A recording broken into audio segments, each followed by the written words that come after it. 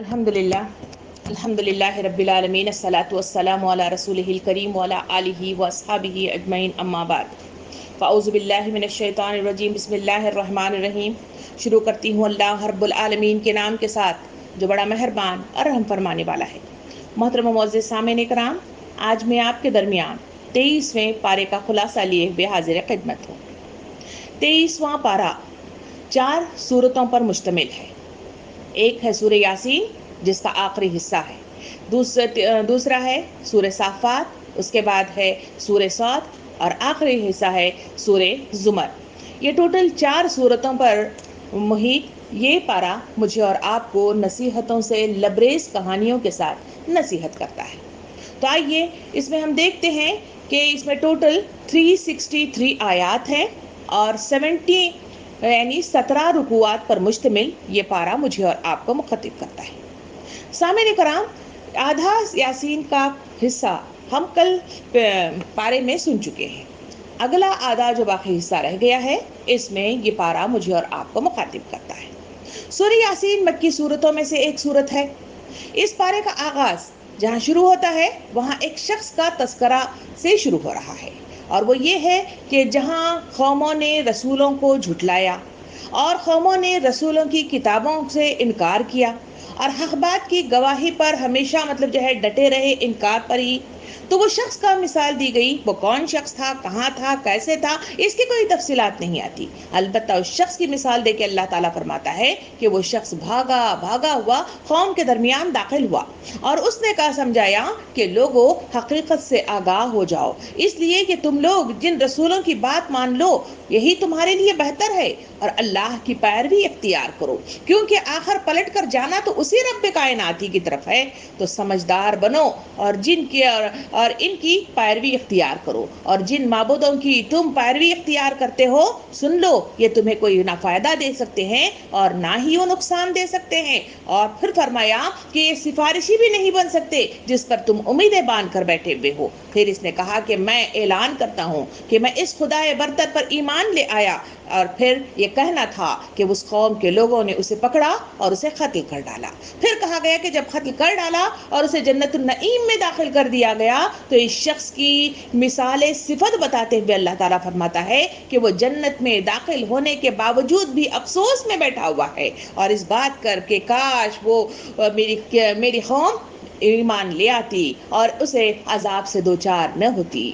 اس واقعے کے ذریعے سے اللہ رب العالمین انسانوں کو وہ بہترین مثال دیتا ہے کہ مومن کی زندگی ایسی ہوتی ہے کہ وہ زخم کھانے کے باوجود بھی دل میں برائی نہیں لے آتا، بلکہ ہمیشہ بھلائی ہی کرتا ہے اور بھلائی ہی کے سلسلے میں سوچتا رہتا ہے۔ محترم سامعین کرام، اس کے بعد اللہ رب العالمین بتاتا ہے کہ جو گھمنڈ کیے ہوئے ہیں اور سرکشی اختیار کرتے ہیں، منہ موڑے ہوئے ہیں، اپنی چالوں میں مگن رہتے ہیں، ایسے لوگوں کے سلسلے میں اللہ تعالیٰ فرماتا ہے وہ سب اللہ رب العالمین کے سامنے نہ رک سکیں گے، سب فنا ہو کر رہ جائیں گے، اور نہ ان کی تہذیب، تمدن، نام باقی رہے گا، بلکہ اس کے بعد بہت سی نشانیوں کا تذکرہ اللہ رب العالمین سلسلے وار اس میں کرتا ہے۔ پہلی نشانی کے سلسلے میں اللہ تعالیٰ فرماتا ہے تاکہ عقل و خرد رکھنے والے ہوش میں آ جاؤ اور تم ایمان پر جم جاؤ اور ہدایت یافتہ ہو جاؤ۔ تو اس کی مثال دیتے ہوئے اللہ تعالیٰ پہلی مثال دیتا ہے کہ زمین جس سے غلہ اگا جاتا ہے اور اس کو انسان اپنی غذا بنا کر اس سے نوش فرماتا ہے، اور ان اگی ہوئی چیزوں سے وہ روٹی بناتا ہے، سالن بناتا ہے، مربے بناتا ہے، چٹنیاں بناتا ہے، اور کہا کہ وہ اس کی پیداوار اور اس کے عمل پر کبھی غور کیا؟ یہ تم نے خود نہیں بنایا ہے بلکہ اللہ برتر نے اس کو بنایا ہے، مگر تو اس کا تمہارا رویہ یہ ہونا چاہیے تھا کہ تم شکر گزار ہوتے، مگر شکر گزاری کے بجائے تمہارے اندر جو کیفیت پیدا ہو رہی ہے تم ناشکرے بن گئے ہو، اللہ سے انکاری ہو، اور اللہ کی ہدایات پر جمنے کی بجائے تم الل ٹپو چیزوں سے اسے اگنور کرنے کی کوشش کرتے ہو۔ دوسری مثال دی گئی، کہا گیا کہ حق کا استدلال اس طرح بھی ہوتا ہے، غور و فکر کر کے دیکھو۔ کہا گیا کہ اللہ رب العالمین نے انسانوں کے درمیان جوڑوں کی شکل میں ہر چیز بنائی ہوئی ہے۔ اللہ نے دنیا میں ہر چیز جو جانتے ہیں ہیں اور جو نہیں جانتے ہر چیز کے جوڑے بنا کر رکھے ہوئے ہیں. اگر کوئی کائنات میں کوئی جوڑے کے بغیر کوئی ہستی ہے تو وہ اللہ رب العالمین ہے, مگر پھر بھی تم سمجھتے نہیں ہو, پھر بھی تم جانتے نہیں ہو. پھر تیسری مثال اللہ تعالیٰ دیتا ہے کیا کہ اللہ رب العالمین نے اس دنیا میں دن اور رات کو بنایا, اور اس سورج جو دنیا کو گھومنے والے چکر کے ضوابط کے ساتھ عمل میں لاتے ہوئے روشنی انسانوں کو فراہم کرتا ہے, دنیا کو فراہم کرتا ہے. اللہ رب العالمین ارشاد فرماتا ہے کہ سورج, چاند, زمین اور یہ سب کچھ ایک دوسرے کے ساتھ فاصلے پر رہتے ہوئے اپنی گردش کو مکمل کرتے چلے جا رہے ہیں اور ایک ضوابط کے ساتھ باندھے ہوئے ہیں. یہ اپنا کام باقاعدگی کے ساتھ کرتے ہیں, نہ اس میں سستی آتی ہے, نہ اس میں تیز گامی آتی ہے, نہ یہ چھٹی لیتے ہیں. اسی وجہ سے تو یہ نظام پورا باقاعدگی کے ساتھ چل رہا ہے. کیا اس کے باوجود بھی تمہیں ہوش و خیرت رکھتے نہیں ہو؟ کیا تمہیں ان چیزوں سے حقائق اور توحید کی وضاحت سامنے نہیں آتی؟ یہ کہہ کے اللہ رب العالمین تیسری مثال دیتا ہے. کہتا ہے کہ چاند کی مثال دی گئی. کہا گیا کہ یہ چاند جو اس کا آغاز شروع ہوتا ہے تو جسے ہلال کہا جاتا ہے, یعنی ایک چھوٹی سی دھاری کے ساتھ شروع ہوتا ہے. پھر جب وہ اپنے پورے 14 دن مکمل کرتا ہے تو پھر کہے جا کر وہ عروج پر پہنچتا ہے, اور پھر مطلب جو ہے اسے بدر کہا جاتا ہے. اور جب وہ پھر مطلب جو ہے اپنی رفتار سے پیچھے کی طرف چلنے لگتا ہے تو پھر ایک وقت ایسا آتا ہے کہ وہ پھر ہلال بن جاتا ہے. یہ ہزاروں سال سے چلتا آ رہا ہے, اس میں کوئی تبدیلی نہیں ہے, اس میں کوئی تغیر نہیں ہے. اسی وجہ سے تو انسان ماہوں سال کا حساب بڑی مطلب جو ہے ہوش مندی کے ساتھ اور بغیر کسی گڑبڑ کے مکمل کر لیتا ہے. کیا ہوش و خرد رکھنے والوں کے لیے توحید پر جمنے کے لیے, کیا ان کی آنکھیں کھولنے کے لیے کافی نہیں ہے؟ یہ کہہ کے چوتھی مثال دی گئی. کہا گیا کہ یہ سورج, یہ چاند, یہ ستارے, یہ دنیا, یہ سیارے جو عالم فلکیات پر ایک دوسرے کے ساتھ مطلب جو ہے گردش عمل ہیں, اللہ تعالیٰ فرماتا ہے ایک دوسرے کے ساتھ نہ یہ ٹکراتے ہیں, نہ ایک دوسرے کے درمیان خلل اندازی پیدا کرتے ہیں. کیا اس سے بھی تمہیں سمجھ میں نہیں آتا کہ اللہ رب العالمین کس طرح مطلب جو ہے چیزوں کو ایک ضوابط کے ساتھ باندھا ہوا ہے اور اس کی طاقت کتنی پاورفل ہے؟ چوتھی مثال, اس کے بعد کی مثال دی گئی. کہا گیا کہ کشتی ہے. کشتی اللہ رب العالمین نے پہلی بار نوح علیہ السلام کے ذریعے سے اس دنیا میں وجود میں لائے تھے, اور اس کشتی میں سوار ہونے والے جو جوڑوں کے ساتھ انہیں جودی پہاڑ پر لے آیا گیا تھا وہ پوری دنیا کی انسانیت کی مطلب جو ہے لوگ تھے, جہاں ان کو لیا گیا اور انہیں جودی پہاڑ پہ لایا گیا. اللہ تعالیٰ فرماتا ہے کہ اس سے بھی مطلب جو ہے کشتیاں جو بغیر کسی مطلب جو ہے مدد کے اور بغیر کسی سہارے کے سمندر میں چلتی ہیں اور انہیں خشکی تک بحسن خوبی اللہ رب العالمین لے آتا ہے. بتاؤ اس کو طاقت کے ساتھ جس باد رواں کے ساتھ انہیں لے کر لایا جاتا ہے, کیا اس مثال کے ذریعے سے بھی تمہاری عقل کھلتی نہیں ہے؟ کیا تم ہوش مند نہیں آتے ہیں؟ اس کے بعد ایک اور مثال دی گئی. کہا گیا کہ تمام حقائق کا بیان کرنا انسانوں کو شرک سے آزاد کر رہا ہے. اللہ تعالیٰ فرماتا ہے کہ اللہ کی بندگی کرنے کی راضی کر کے تمہیں رک جانا چاہیے, تمہیں بند جانا چاہیے اور باطل پرستوں کی طرف آگے بڑھنے سے رک جانا چاہیے. مگر پھر بھی لوگوں کا یہ حال ہے کہ خرچ کرنے کے لیے کہیں گے تو اس میں مثال دی گئی کہ وہ بڑے برجستہ ہو کے جواب دیتے ہیں کہ اللہ رب العالمین کسے کھلانا ہی نہیں چاہتا اور کسے غربت ہی میں رکھنا چاہتا ہے, تو ہم کون ہوتے ہیں جو انہیں کھلائے؟ تو اس طرح وہ باتیں بناتے ہیں اور اس کام کے لیے اس طرح کی مطلب حرکتیں کرتے ہیں. اللہ رب العالمین فرماتا ہے کہ اللہ نے انسانوں کی ہدایت کے لیے رسول, کتاب, نشانیاں اتاری ہیں حق بات کو سمجھانے کے لیے. جن لوگوں تک کتاب نہیں پہنچی ہے, اللہ رب العالمین ان تک توحید کی رسائی کیسے کرتا ہے اور وہ کیسے ایمان لے آئیں گے؟ اللہ رب العالمین نے اس میں باقاعدہ طور پر ایک رکوع کا نزول کیا اور اس رکوع کے اندر 6 قسم کے دلائل پیش کرتے ہوئے حق بات کی گواہی کس طرح ان تک پہنچتی ہے اس کی وضاحت فرمائی گئی. پہلی چیز اس میں بتائی گئی کہ اللہ رب العالمین نے آسمان اور زمین بنائے اور اس کو چلانے والا صرف ایک خدا ہے, اسی لیے یہ دنیا بحسن خوبی چل رہی ہے, ورنہ ایک سے زائد خدا اگر ہوتے تو انتظام میں خلل پیدا ہو جاتا. یہ حق بات کی گواہی مطلب جو ہے دیکھنے کے لیے اتنی نشانی کافی ہے. دوسری مطلب بات بتائی گئی کہ حق کو کھولنے کے لیے کہا گیا کہ انسان خود اپنی ذات پر غور و فکر نہیں کرتا, کہ اس کا ایک انسان کا یہ حال ہے کہ اس کی ساخت ایک بوند سے ہوتی ہے, یہ شروع ہوتی ہے, مگر اس میں ایک بوند سے وہ ایک انسان کی شکل اختیار کرتا ہے. اس میں قابلیتیں, صلاحیتیں ابھر آتی ہیں اور ان سب کو دیکھ کر انسان پھر بھی بھول جاتا ہے اور سوال کرتا ہے کہ جب जब मर कर इंसान फना हो जाएगा तो अल्लाह रब्बुल आलमीन कैसे उठाएगा? अल्लाह रब्बुल आलमीन फरमाता है तीसरी चीज कि अल्लाह रब्बुल आलमीन ने इंसानों को जगाने के लिए हमने इंसानों के दिल में एक ज़मीर को मतलब मदफून कर रखा है।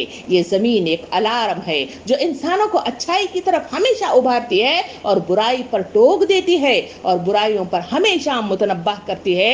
ये भी तौहीद के हक़ाइक़ को समझने के लिए इंसान के लिए कारगर निशानी है। फिर चौथी चीज़ बताई गई कि इसके बाद तारीख को इंसानों के सामने रखा जाता है। अल्लाह रब्बुल आलमीन के मुकाबले में आने वाले वो तमाम लोगों का तस्करा किया गया जिसे फिरऔन, हामान, नमरूद, क़ारून, ये सारे वो लोग थे जो जब्बार थे और जो अपने आप में बड़ाई रखते थे, अपने आप को बड़ा होने का जम रखते थे। अल्लाह रब्बुल आलमीन ने उन्हें एक ही झटके में ऐसा पटक कर रख दिया कि वो सब के सब दुनिया से मलिया मेट होकर रह गए और ख़त्म होकर रह गए, खाक आलूद होकर रह गए। चौथी चीज़ बताई गई कि अल्लाह रब्बुल आलमीन ने इंसानों की ज़िंदगी में मुसीबतें, आजमाइशें ले आता है इसलिए ताकि जब भी इंसान अगर गुमराह हो जाए तो उसे सीधे रास्ते पर ले आने के लिए उस पर मुसीबतों की बौछार करता है। इसके ज़रिए से दिल को नरम कर देता है और उसे वापस अल्लाह की तरफ रुजू होने में मदद देता है। फिर छठी चीज़ बताई गई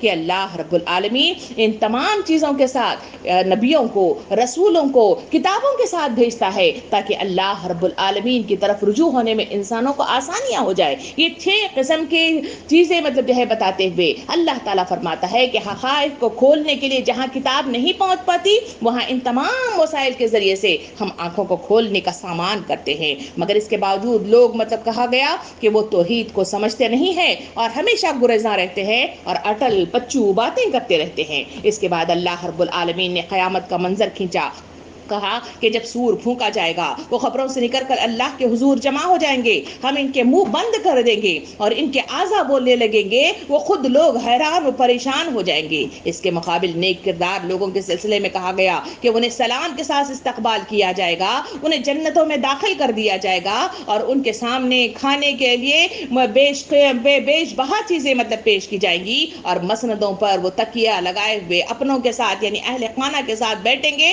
और वो जाम नोश फरमाएंगी। फिर अल्लाह रब्बुल आलमीन इस सूरे का इख्तिताम इस तरह करता है इस बात से कि लोगों तुमने दुनिया में तौहीद को समझने और समझाने और गौर करने के मौके पर मौके अल्लाह रब्बुल आलमीन अता करता है, इसीलिए रसूलों को भेजता है। मगर तुम थे कि मुंह मोड़े ही रहे। अगर हम चाहते तो तुम्हें दुनिया में मस्त करके रख देते, पटक कर रख देते, मगर हमने तुम्हें मौका देकर सुधर जाओ, इसीलिए हमने तुम्हें मुख्तलिफ मतलब जो है मौके फराहम किए, तुम्हें खाने के लिए जानवरों का इंतजाम किया और जमीन से गिल्ले का इंतजाम किया ताकि तुम शुक्रगुजार बन जाओ, मगर तुम हो के शुक्र ही बजा नहीं लाते बल्कि इसके मुकाबले में माबूदों को अपना मतलब जो है दादरस बना लेते हो। वो तुम्हारी नहीं बल्कि तुम इनकी मदद करते हो। फिर फरमाया कि अब तुम्हारे लिए बचने की कोई उम्मीद नहीं है। इस तरह सूरे यासीन का इख्तिताम यहाँ पे होता है। इसके बाद ये सूरा मतलब 12 शुरू होता है सूरे साफात में। सूरे साफात भी मक्की सूरतों में से एक सूरत है। इस सूरत का आगाज अल्लाह रब्बुल आलमीन अपने दरबार को सजाया हुआ मंजर पेश करते हुए फरमाता है कि वहां फरिश्ते कतार दर कतार खड़े हुए हैं और वो मतलब खौफ और तमाह के साथ वहां पे सफ बस्ता खड़े हुए हैं और अल्लाह रब्बुल आलमीन से डरते रहते हैं और डर कर कांपते रहते हैं। अल्लाह रब्बुल आलमीन इन फरिश्तों के जरिए से सारे कायनात का निजाम बहुस्न खूबी चलाता है और फरमाया गया कि एक अगर तुम इन तमाम बातों के आने के बावजूद तुम मतलब जो है डरते नहीं हो, तुम्हारे अंदर खौफ नहीं आता, तुम्हारे अंदर डर नहीं आता, कहा गया कि एक झिड़की अल्लाह रब्बुल आलमीन की इंसानों को काफी है तहस नहस करने के लिए, इंसानों को दोज़ख में झोंकने के लिए। यही वो दिन है जिसके आने की तुम्हें इतला दी जा रही है। जब जहन्नम में डाल दिए जाएंगे तो अल्लाह ताला ने फरमाया कि अल्लाह इन्हें रोकेगा और पूछेगा कि अरे दुनिया में तुम एक दूसरे की मदद और सहारा बने होते थे, आज तुम एक दूसरे की मदद नहीं करते। उस वक्त आपस में एक दूसरे से तकरार करने लग जाएंगे। अल्लाह ताला फरमाता है वहां वो एक दूसरे को कहेंगे कि इन्होंने हमें बहकाया था, वो दूसरा गुरोह कहेगा कि इसने मुझे बिगाड़ा था और रास्ते से हटा दिया था। वो एक दूसरे से गत्थम गत्था होते रहेंगे और अल्लाह रब्बुल आलमीन इन लोगों को घसीट कर जहन्नम की दहकती हुई आग में फेंक दिया जाएगा। इस आगाज के साथ अल्लाह रब्बुल आलमीन बात को बढ़ाते हुए फरमाता है कि रहे वो लोग जो अंजाम बद से महफूज रहे और जन्नत के वारिसीन में शुमार हो गए, इन کے لیے لذیذ کھانوں کا ذکر کیا گیا، شراب کا ذکر کیا گیا، چشموں کا ذکر کیا گیا جو ساغر بھر بھر کر لڑکے انہیں مہیا کریں گے. پھر کہا گیا کہ وہ شراب انہیں مطلب مدہوش نہیں کرے گی. خوبصورت حوروں کا تذکرہ کیا گیا جو اپنے سامنے بیٹھ کر نوش فرمائیں گے، اور ان سے پوچھا جائے گا کہ کیا مطلب جو ہے جو دنیا میں ہمارا جو مذاق اڑا رہے تھے، یہ لوگ اللہ سے پوچھیں گے کہ ہم انہیں دیکھنا چاہتے ہیں. انہیں موقع دیا جائے گا. جہنم میں وہ جھانک کر دیکھیں گے تو وہ سخت عذاب میں مبتلا کھڑے ہوئے نظر آئیں گے، تو وہ اللہ کے آگے سجدہ ریز ہو جائیں گے. کہا گیا کہ اس وقت شکر بجا لائیں گے، کہیں گے کہ اللہ رب العالمین نے ہمیں اس سے بچا لیا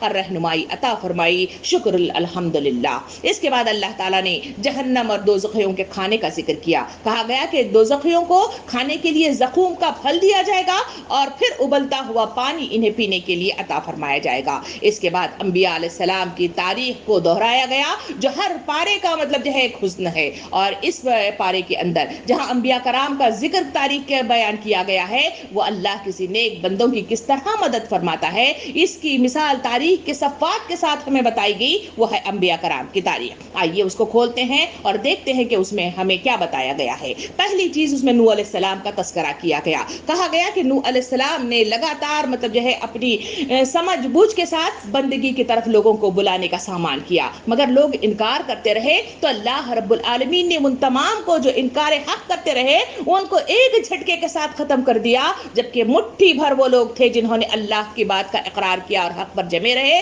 اللہ رب العالمین نے انہیں ایک کشتی کے ذریعے سے بچا کر جودی پہاڑ پر لے آیا. یہ ہے اللہ کی مدد. دوسرے طرف حضرت ابراہیم علیہ السلام کا تذکرہ کیا. کہا کہ حضرت ابراہیم علیہ السلام جہاں مطلب ار کے اس علاقے میں حق کا اعلان کر رہے تھے، جہاں باپ نے انہیں ساتھ نہیں دیا، جہاں وقت کا وہ زبردست قسم کا جو بادشاہ تھا نمرود، اس نے انہیں آگ میں ڈالنے کا کام کیا، وہی مطلب جو ہے جب خالی ہاتھ وہ نکلے فلسطین کی طرف مطلب جو ہے روانہ ہو گئے، تو وہاں ان کے سلسلے میں کہا گیا کہ وہاں انہیں اللہ رب العالمین نے اولاد سے نوازا، اولاد عطا کی. تو اللہ کے حکم کے ذریعے سے ان کی آزمائش ہو گئی. بیاباں میں انہیں چھوڑنے کا حکم دیا گیا، جسے جہاں کوئی مطلب زیرو موجود نہیں تھا، اس علاقے کو وہاں سب لوگ مطلب جو ہے روح وہاں پہ موجود نہیں تھی. وہاں پہ وہ پہنچے اور وہاں پہ اللہ رب العالمین نے وہاں انہیں ان کی بیوی اور بچے کو وہاں پہ چھوڑ دیا. وہاں پر وہ پہنچے تو وہاں کوئی مطلب جو ہے روح موجود نہیں تھی، کوئی کھانے پینے کو نہیں تھا.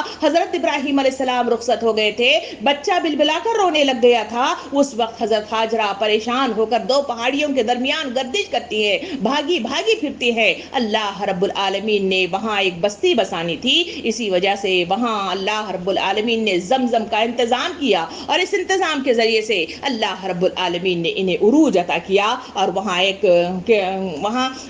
گھر کا انتظام کیا، پھر اسے جسے خانہ کعبہ کہا جاتا ہے. اس کے بعد اسی ابراہیم علیہ السلام کے قصے کو آگے بڑھاتے ہوئے اللہ تعالیٰ فرماتا ہے کہ جب بچہ جوانی کی عمر کو پہنچ گیا تو اللہ رب العالمین نے اسے ذبح کرنے کا حکم دیا گیا. حضرت ابراہیم علیہ السلام آنا کانا نہیں کیے، بلکہ فوراً وہاں پہ حاضر ہوئے اور انہوں نے بیٹے کے سامنے وضاحت کی. بیٹا بھی راضی ہو گیا، دونوں مل کر مطلب پہنچے اور وہاں اپنے آپ کو قربانی کے لیے بیٹے نے پیش کیا اور باپ نے چھری پھیرنے کے لیے تیار ہو گئے. اللہ رب العالمین اس داغ پر خوش ہو گیا اور مطلب پکار اٹھا کہ ابراہیم تم نے اپنا وعدہ سچ کر کے دکھایا، اپنا خواب سچ کر کے دکھایا. ہم نیک لوگوں کو اجر عظیم دیا کرتے ہیں. یہ کھلی آزمائش تھی. اس بڑی قربانی کے بدلے میں جو تمہیں ایک دمبا دیا جاتا ہے، اس کا ذبح کر لو. اللہ تعالیٰ فرماتا ہے کہ یہ ہے مدد. جب انسان اس طرح اپنے آپ کو قربان کر دیتا ہے تو اللہ کی مدد اس طرح آتی ہے. پھر کہا گیا کہ ابراہیم علیہ السلام نے جب اپنے آپ کو اللہ کے لیے مطلب مختص کر لیا تو اللہ رب العالمین نے انہیں اولادوں کے ذریعے سے آسانیاں فراہم کی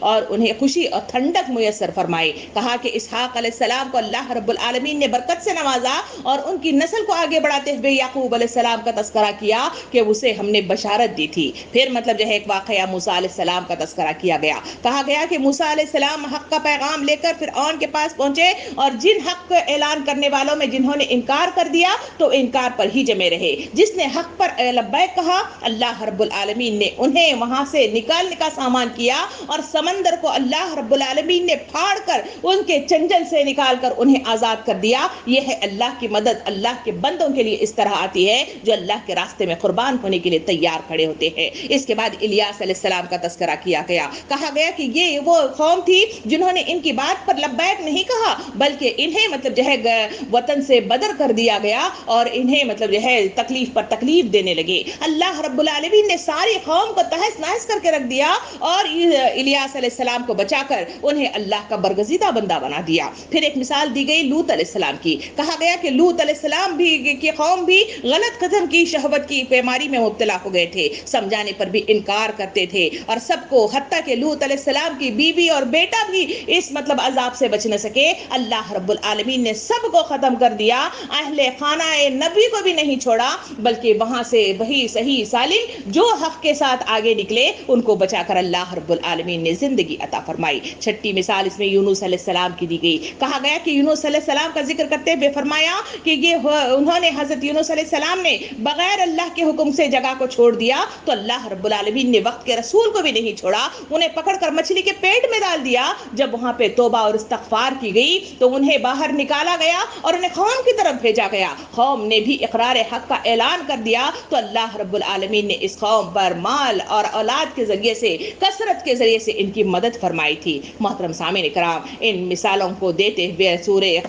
اختتام تک پہنچتا ہے، اس بات پر ہوتا ہے کہ لوگوں، ہم نیک بندوں سے وعدہ کر چکے ہیں، یقیناً اس میں مدد کی جائے گی اور ہمارا لشکر ہمیشہ ہی غالب رہے گا، اور جو اتنا سمجھانے کے باوجود، نشانیاں لانے کے باوجود، رسولوں کو بھیجنے کے باوجود انکار پر ہی جمے رہتے ہیں، ان کو ان کے حال پر چھوڑ دو، جب میرا عذاب ان کے صحن میں اترے گا تو سمجھ آئے گا کہ میرا عذاب کتنا سخت ہے۔ سامعین کرام، عذاب اس دنیا میں گھومتا نظر آ رہا ہے، وہ کورونا کی شکل میں، سوچئے اور اس پارے پر غور و فکر کرتے ہوئے آگے بڑھیے۔ پارہ داخل ہو رہا ہے سورہ صاد میں۔ سورہ صاد بھی مکی سورتوں میں سے ایک سورت ہے۔ سورت کا آغاز قرآن مجید کو پیش کرتے ہوئے کہا گیا کہ یہ نصیحت ہے، بڑے ہی ہدایت سے بھری ہوئی یہ کتاب اللہ رب العالمین نے انسانوں کو عطا فرمائی ہے، لوگوں کو خدا کے غضب سے اور بچا کر جنت کی طرف لوٹانے کی والی یہ کتاب ہے، مگر لوگ ہیں کہ اس پر تکبر کرتے ہیں، غرور میں مبتلا ہیں اور اس طرح کے رویے اختیار کرتے ہیں کہ جسے اللہ رب العالمین پسند نہیں کرتا۔ اس کی مثالیں قرآن نے تاریخ سے بھری ہوئی مطلب جو ہے مختلف مطلب تاریخی صفحات کے ساتھ اس میں پیش کی ہیں۔ سامعین کرام، منکرین مکہ حضور صلی اللہ علیہ وسلم کو ستایا کرتے تھے اور اللہ رب العالمین کے سلسلے میں کہتے تھے کہ یہ کلام تمہارا اللہ کا نہیں ہے بلکہ خود ساختہ ہے، اور خود رسول کے سلسلے میں کہتے کہ یہ جھوٹا ہے، ہم ایسے لوگوں کو ضرور ہلاک کریں گے جس طرح عاد اور سمود کو کیا ہے۔ کہا جاتا ہے کہ ایک بار اسی طرح کا ذکر حضور صلی اللہ علیہ وسلم نے مشرکین مکہ کی محفل میں کیا تو وہاں عتبہ بھی بیٹھا ہوا تھا، فوراً اس نے حضور صلی اللہ علیہ وسلم کے منہ پر ہاتھ رکھ دیا، کہا کہ اللہ کے رسول وہاں پر اس طرح کی باتیں مت کریے، کیونکہ یہ وہ قومیں ہیں جسے اللہ رب العالمین نے اتنی بری مطلب سزائیں دی ہیں جسے آج تک مطلب جو ہے انسان بھولا نہیں ہے۔ سامعین کرام، اللہ رب العالمین بات کو بڑھاتے ہوئے فرماتا ہے کہ مختلف مطلب جو ہے انبیاء کرام کے واقعے یہاں سے شروع ہوتے ہیں، وہ کہ انبیاء کرام سے بھی غلطی ہوتی ہے تو وہ کس طرح رجوع اللہ ہوتے ہیں، تاریخ کے صفحات سے ان کے واقعات کے ذریعے سے بتایا گیا ہے۔ تو آئیے دیکھتے ہیں کہ اس میں انبیاء کرام کے کون سے مطلب جو ہے وہ جھلک میرے اور آپ کے سامنے پیش کی گئی ہے۔ داؤد علیہ السلام کے ذکر کے ساتھ آغاز کیا گیا ہے، ان کا ایک واقعہ یہاں پہ بیان کیا گیا، کہا گیا کہ ایک بار وہ روم میں سوئے ہوئے تھے، اچانک مطلب دو اشخاص اندر داخل ہو گئے اور انہوں نے اپنا مسئلہ ان کے سامنے پیش کیا، کہا کہ ہمارے مطلب پاس ہم تو مسئلہ لے کر آئے ہیں، اور مسئلہ یہ ہے کہ ہم یہاں دیکھتے ہیں کہ ایک شخص جو یہ بازو ہے، یہ شخص کے پاس 99 دمبیاں ہیں اور میرے پاس صرف ایک ہی دمبی ہے، یہ شخص چاہتا ہے کہ مجھ سے ہڑپ لے اور اسے مطلب جو ہے اپنے پاس جمع کر دے۔ انہوں نے فوراً یا داؤد علیہ السلام نے جواب دیا، کہا کہ یہ تو مطلب جو ہے بالکل صحیح کام نہیں ہے بلکہ یہ تو ظلم ہے۔ جیسے ہی وہ بولے فوراً مطلب جو ہے انہیں اسٹرائک ہو گیا کہ یہ جو کچھ ہے مجھے اپنی اصلاح کے سلسلے میں بھی یہ ہے، فوراً سجدے میں گر گئے اور اللہ رب العالمین کے پاس معافی مانگی اور فوراً توحید کا تقاضا مطلب جو ہے پیش کرتے ہوئے اللہ رب العالمین کے راستے پر جم گئے۔ یہ ہے انبیاء کرام کا تذکرہ۔ پھر داؤد علیہ السلام کے بیٹے سلیمان علیہ السلام کا تذکرہ کیا گیا، کہا گیا کہ ایک بار وہ پریڈ مطلب جو ہے گھوڑوں کی کرا رہے تھے، وہاں گھوڑوں کے سامنے معائنہ کرتے رہے اور گھوڑوں کے مطلب جو ہے ان کی ٹاپوں سے بھاگتے ہوئے ان کے خوبصورت انداز کو دیکھنے میں اتنے مگن ہو گئے کہ وہ عصر کی نماز اور عصر اور مغرب کے درمیان جو وہ بیٹھ کر مطلب جو ہے اللہ سے لو لگایا کرتے تھے، ذکر کیا کرتے تھے، وہ وقت گزر گیا۔ جیسے ہی مطلب انہیں احساس ہو گیا کہ ان گھوڑوں کی وجہ سے میں اللہ کا وہ ذکر اور اللہ کی نماز سے غافل ہو گیا ہے، انہوں نے حکم حکم دیا کہ گھوڑوں کو میرے سامنے لایا جائے. گھوڑوں کو قتل کرنے لگے اور کہنے لگے کہ انہی کی وجہ سے میں اللہ سے غافل ہو گیا, اور فوراً مطلب جو ہے اس سے ہٹ گئے. یہ ہے وہ انداز کریمہ. اس کے بعد ایوب علیہ السلام کا تذکرہ کیا گیا کہ انہیں ایک عجیب سے بیماری نے جکڑ لیا تھا, جس کی وجہ سے ان کی مویشی, ان کا مال, ان کی اولاد, ان کے رشتے اور گھر, معیشت سب ختم ہو کر رہ گئی تھی. مگر اس خدا کے نبی نے کبھی مطلب شکایت نہیں کی, بلکہ دعا کرتے تھے کہ اے اللہ مجھے بیماری لگ گئی ہے, تو ارحم الراحمین ہے. کوئی مطلب جو ہے واویلا نہیں تھا, کوئی شکایت نہیں تھی, بلکہ اللہ رب العالمین کی طرف سے دی جانے والی آزمائش میں صبر و شکر کے ساتھ مطلب جو ہے بیٹھے ہوئے تھے. تو اللہ رب العالمین نے انہیں اس بیماری سے آزاد کروایا, اور ایسے مطلب ذریعے سے کروایا جہاں سے وہ سوچ بھی نہیں رکھتے تھے. اس کے بعد اللہ رب العالمین نے انہیں سب کچھ دے دیا جو چھن گیا تھا, اور انہیں مطلب بہترین اولاد سے بھی نوازا. سامعین کرام, یہ اللہ رب العالمین کے عنایات ہوتے ہیں نیک بندوں کے لیے. پھر مطلب تذکرہ کیا گیا, جنت کی منظر کشی کی گئی ہے. کہا گیا کہ جہاں کمسن قسم کی وہاں پہ لڑکیاں بیویاں ہوں گی, مشروبات ہوں گے, لوگوں کے ساتھ مخلص مطلب جو ہے وہاں پہ محفلیں جمانے والے بہت سارے مطلب جو ہے محفلیں مطلب جمع ہو جائیں گی. اور اس کے بعد دوزخ کا منظر بھی کھینچا گیا. کہا گیا کہ جہاں آگ ہوگی, لہو اور پیپ کا کچ ہوگا, ابلتا ہوا پانی ہوگا. اور پھر کہا گیا کہ اور وہاں کا عذابات اتنے مطلب جو ہے گھیرے ہوئے ہوں گے کہ وہ ایک دوسرے کے ساتھ گتھم گتھا ہوں گے, ایک دوسرے کو دوہرا عذاب دینے کی درخواستیں کرتے ہوئے وہاں رہیں گے. اس کے بعد آدم علیہ السلام کا قصہ بیان کیا گیا. اللہ رب العالمین نے فرشتوں کو جمع کر کے فرمایا کہ میں ایک نئی روح سے مطلب جو ہے تمہارے ایک انسان کی تخلیق کرنا چاہتا ہوں, تم سب اس کے آگے سجدہ ریز ہو جانا. مگر آدم کے پاس تمام فرشتے سجدہ ریز ہوئے, مگر شیطان سجدہ ریز نہ ہوا. اللہ رب العالمین فرماتا ہے کہ اللہ رب العالمین دو چیزوں کے ذریعے سے انسان کو بنایا ہوا ہے. سورہ کا اختتام اس بات سے کیا جاتا ہے. کہا گیا کہ ایک مٹی سے اور دوسرا ہے روح سے. یہ دونوں چیزیں انسانوں کو کشمکش میں مبتلا کرتی ہیں. مٹی انسان کو زمین کی طرف کھینچتی ہے, اور روح انسان کو اوپر آسمان کی طرف پرواز کرانا چاہتی ہے. جو شخص اس کشمکش میں کامیاب ہوا اور اپنے آپ کو اوپر اٹھایا, وہ کامیاب ہو گیا, اور جو شخص مٹی کی طرف جھک گیا وہ ناکام و نامراد ہو گیا. اس کے بعد پارے کا آغاز شروع ہوتا ہے ہمارے سورہ زمر کے ساتھ. سورہ زمر بھی مکی سورتوں میں سے ایک سورت ہے. اس سورت کا آغاز اس بات سے ہوا کہ قرآن مجید اللہ رب العالمین کی طرف سے نازل کردہ برحق کتاب ہے, اور اس میں بیان کیے جانے والی سب باتیں عنقریب کھل کر سامنے آ جائیں گی. اسی لیے اللہ کی بندگی اختیار کرو خالص ہو کر, اور دین حق کی پیروی کرو. اس بات کے ساتھ اس سورے کا آغاز ہوا. اور اس کے بعد اللہ رب العالمین نے فرمایا کہ بیکار باتیں جو شیطان القا کرتے ہیں, اللہ کے تک رسائی ممکنات میں سے نہیں ہے. اس لیے مختلف وسیلے تلاش کیا کرو. برگزیدہ بندوں کو اللہ کا بیٹا تصور کرتے ہیں. اللہ کا کوئی بیٹا نہیں ہے. اللہ رب العالمین تردید کرتا ہے. اس حقائق کائنات کو دیکھ کر رجوع ہو جاؤ, اور کوئی بوجھ اٹھانے والا کسی کا بوجھ نہیں اٹھائے گا. سمجھدارو, سمجھداری کا یہی تقاضا ہے. پھر اللہ تعالیٰ فرماتا ہے کہ اصل دیوالیہ تو وہ ہے جنہوں نے قیامت کے دن اپنے آپ کو اور اپنے اہل خانہ کو گھاٹے میں ڈال دیا, اور نہ عذاب کا ذکر کیا. جو لوگ انکاری ہیں انہیں مطلب عذاب کا ذکر اس طرح سے کیا گیا کہ ان کو جو عذاب دیا جائے گا وہ چھتریوں کا عذاب دیا جائے گا. مخصوص قسم کے مختص قسم کے عذاب کا ذکر کیا گیا جو ایک دوسرے کے اندر ڈھانک کر اس طرح بند کر دیا جائے گا. اور یہ عذاب ادھر سے آئے گا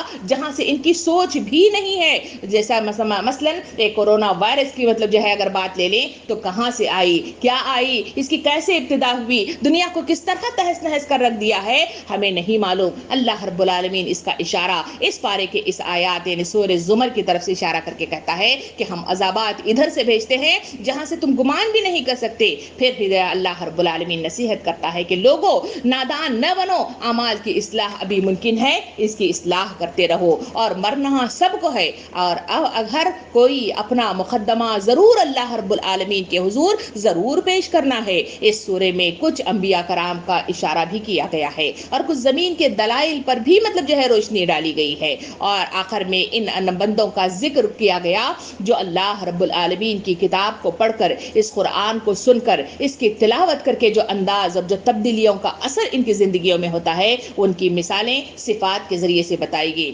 کہا گیا کہ وہ اللہ کے اس کلام کو سنتے ہیں تو ان کے رونگٹے کھڑے ہو جاتے ہیں, اور پھر وہ زار و قطار روتے ہیں۔ دوسری صفت بتائی گئی کہ وہ اپنے رب سے ڈرنے والے لوگ ہوتے ہیں۔ تیسری صفت بتائی گئی کہ ان کے دل اور جسم نرم ہو کر اللہ کی طرف رجوع ہو جاتے ہیں۔ سامعین کرام، اس پارے کا اختتام اس بات کے ساتھ تو اختتام ہو گیا، مگر سب اسباق مجھے اور آپ کو پکار کر کہہ رہی ہیں۔ انسانی زندگی کے اندر سارے پاروں کے اندر ایک ہی چیز کا تذکرہ کیا گیا، کہا گیا کہ علم کے بغیر، انا کے ساتھ اور شخصیت پرستی کے ساتھ اور ہٹ دھرمی کے ساتھ اور پچھلے ہمارے باپ دادا کی صرف تقلید کی بنا پر انسان عقل کا استعمال کرتا نہیں ہے۔ حقائق دنیا پھیلا کر اللہ رب العالمین نے اطراف میں رکھی ہوئی ہے۔ اس بات کا اظہار اللہ رب العالمین نے کہیں کتاب کی شکل میں، کہیں رسولوں کی شکل میں، کہیں داعیان اسلام کی شکل میں، کہیں مطلب جو ہے فلکیات اور ان نشانیوں کی شکل میں اللہ رب العالمین ہمیں توحید کا پیغام دیتا ہے۔ مگر انسان اس سلسلے میں کہا گیا کہ انسان ہمیشہ ہٹ دھرم رہا ہے۔ اس بات کے لیے سوچنے کے لیے یہ تمام چیزیں مجھے اور آپ کو مطلب جو ہے تقاضا کرتی ہیں کہ سوچئے کہ کیا میرا اور آپ کا رویہ بھی اسی طرح کا ہے؟ کیا اسی طرح کے رویے کے ساتھ میری اور آپ کی زندگی اللہ کے اس مقصد عظیم سے دور ہو گئی ہے کہ اللہ کے غضب کا شکار ہو گئی ہے؟ کہ اللہ رب العالمین کی رجوع میں میری اور آپ کی شخصیت کی جو صفات ہیں وہ تمام کی تمام مطلب جو ہے رکاوٹ بنی ہے؟ اگر بنی ہے تو اس تمام پاروں کے اندر ایک ہی بات کا تذکرہ کیا گیا، کہا گیا کہ عذابات سے دوچار کر دیا جائے گا اور انسان وہاں سے بچ کر بھاگ نہیں سکے گا، چاہے چاہے وہ چاہے نہ چاہے۔ انسان کو موت سے برحق مطلب جو ہے اور اسے کھینچ کر لے جایا جائے گا۔ کہاں، کس جگہ، کیسے موت آئے گی اس کا تذکرہ نہیں ہے، جہاں قرآن کا شیوا یہی رہا ہے کہ وہ نصیحتیں کرتا ہے، دوسرا مطلب جو ہے عذابات سے ڈراتا ہے، تیسرا جنت کی بشارتیں بھی دیتا ہے۔ مگر اس پیغام کو سمجھنا، اس پر عمل کرنا، اس کے مطابق زندگیوں کو بدل دینا قرآن کے تقاضوں میں سے ہے، قرآن کے حقوق میں سے ہے، زندگی کے مقصد کی تکمیل سے ہے، اور میری اور آپ کے رجوع اللہ کی یہی خاصیت ہونی چاہیے۔ سوچئے، غور و فکر کیجئے کہ یہ تمام معاملات کے ساتھ کیا میرا اور آپ کا رویہ کیسا ہونا چاہیے، کیونکہ وہی آخری بات میں کہتے ہوئے اپنی بات کے اختتام تک پہنچوں کہ اپنا حساب لو اس سے پہلے کہ تمہارا حساب لیا جائے۔ نہیں معلوم کہ مجھے اور آپ کو کب مطلب پکڑا جائے گا اور کب کورونا وائرس مطلب جو ہے پکڑ کر ایک ہی جھٹکے کے ساتھ مجھے اور آپ کو سب لوگوں سے دور، سب سے مطلب جو ہے قطع تعلق کرتے ہوئے اکیلے تنے تنہا اس قبر کی کال کوٹری میں بند کرنے کے لیے مطلب جو ہے لے جایا جائے گا۔ تو بتائیے وہاں پر کون مطلب جو ہے ساتھ دے گا؟ کیا میری انا، کیا میری وہ مطلب جو ہے ہٹ دھرمی، یا میری وہ شخصیت کی مطلب جو ہے وہ مطلب جو ہے حق تلفی جو میں اللہ کے حقوق کے سلسلے میں کیا کرتی تھی؟ اگر ایسا ہے تو پھر وہاں میرے اور آپ کو بچانے کے لیے جو کل وارثہ ہم نے پارے میں دیکھا تھا، نہ باپ نہ بیٹے کے لیے، نہ بیٹا باپ کے لیے مددگار ثابت ہوگا، تو بتائیے اس وقت تنے تنہا میں کیا کام کریں گے؟